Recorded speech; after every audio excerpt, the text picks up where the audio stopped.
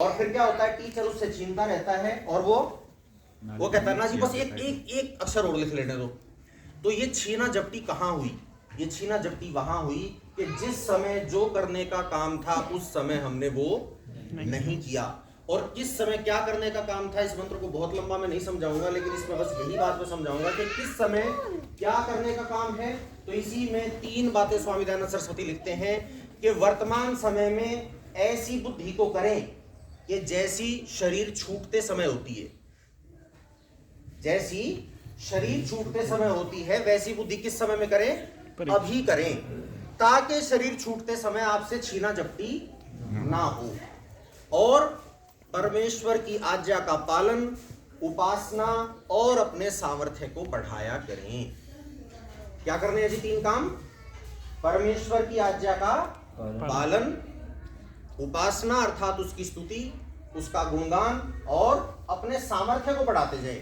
और अपने जब सामर्थ्य को बढ़ाते जाएंगे और श्रद्धांजलि सभा में इन बातों को, सत्य को धारण करने की इच्छा से यदि हम आए होंगे और इसे हम धारण कर लेंगे तो अगली सभा में हमें उतना दुख नहीं होगा, क्योंकि जो व्यक्ति परमेश्वर की आज्ञा का पालन करेगा उसको वेद पढ़ना पड़ेगा, ऋषि को पढ़ना पड़ेगा और वो बातों को समझेगा। इसीलिए अपने जीवन में वो कोई ऐसा कर्म नहीं करेगा जो दुख देने वाला हो, और कोई ऐसा छोड़ेगा नहीं जो सुख देने वाला हो। क्यों जी? और अब माता जी की सभा में आए हैं तो अंत में यहाँ पे एक सत्य को हम अपने अंदर धारण करके जाएं, जो मैंने समाज में बार बार देखा है। संस्कार विधि को पढ़ेंगे तो माताओं के लिए, महिलाओं के लिए एक विशेष निर्देश पुरुषों को दे रखा है कि भाई उनके प्रति कैसा व्यवहार करें। तो उन्होंने कहा है कि किसी के साथ भी गलत व्यवहार, दुख देने वाला व्यवहार ना करें। कैसा व्यवहार नहीं करना जी माताओं के प्रति? दुख देने वाला व्यवहार नहीं करना। अब दुख देने वाला व्यवहार क्यों नहीं करना? क्योंकि जिस घर में नारी दुखी होती है, जिस घर में माँ दुखी होती है, कहते हैं कि वो चुप तो रह जाएगी। हो सकता है कि आप बलवान हो और वो चुप रह जाए, आपके अत्याचार को सह ले, लेकिन कहते हैं कि जो संतान पैदा होगी वो दुष्ट पैदा होगी। और माता जी आर्य सिद्धांतों से पली बड़ी थी और अपने संतानों को भी उन्हीं सिद्धांतों से पाला था।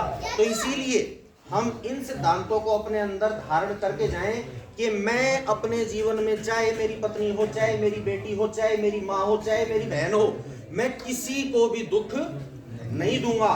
सदा धैर्य से, प्रेम पूर्वक, मीठे शब्दों में ही व्यवहार करूंगा। अब एक छोटी सी बात यहाँ जरूर बोलूंगा मैं, इसमें ज्यादातर लोग अभी मन में शायद यहाँ पे 70% सोच भी रहे होंगे, क्योंकि मेरे से पूछते भी अंत में आके यही है कि जी को ना ये मानना है तो लट खाना ही पड़े।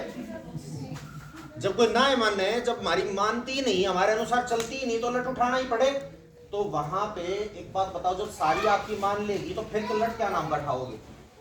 भाई धैर्य की परीक्षा तो वही है कि सामने वाला आपके अनुकूल चल नहीं रहा और फिर भी आप अपने जो स्वभाव है, अपना जो कर्म है, अपना जो कर्तव्य है उसका पालन कर रहे हो। सामने वाला चाहे जो भी कर रहा हो, सामने वाला गलत कर रहा है, ठीक कर रहा है, तो भी उसको कैसे समझाएं? जैसे ईश्वर हमें समझा रहा है संसार की प्रत्येक चीज से। और ईश्वर कैसे समझा रहा है? बिल्कुल प्रेम से। हमारी बुद्धि के अंदर परिवर्तन कर सकता है, हमें रोबोट की तरह चला सकता है, लेकिन क्या चलाता है? नहीं चलाता। प्रेम पूर्वक ऋषियों के माध्यम से, वेदों के माध्यम से, हर वेद में क्या कहा? ऐसा करना चाहिए, ऐसा करो, इससे ये मिलेगा। बार बार समझाया। किसी का आगे अगर गला पकड़ा हो परमात्मा ने तो कोई बता दो, यहाँ नहीं पकड़ा ना।